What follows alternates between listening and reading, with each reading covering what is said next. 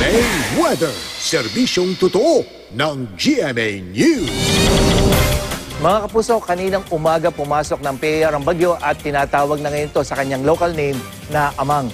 Namataan ng pag-asa ang Tropical Storm Amang 765 kilometers dyan sa may silangan ng Eastern Samar at napanatili ito ang lakas ng hangin na nasa 65 kilometers per hour malapit sa gitna at bugsong umaabot na sa 80 kilometers per hour.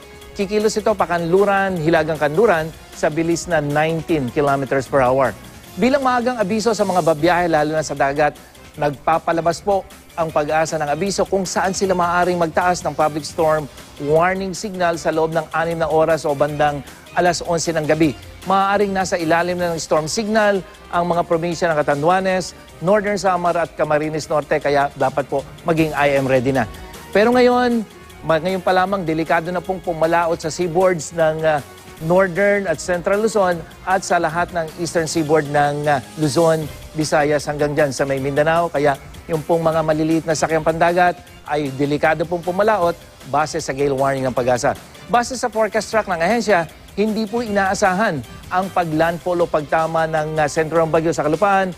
Pero makikita natin sakop ng cone of uncertainty ang Northern Samar at ilang bahagi ng Bicol Region. Kaya nariyan pa rin ang posibilidad na lumapit dyan ang gusto yung sentro ng bagyo, lalong-lalo na araw ng Sabado. Kaya manatiling updated sa lagay ng panahon. Bukas, maaliwalas na panahon ang inaasahan sa maghapon dito po sa Metro Manila.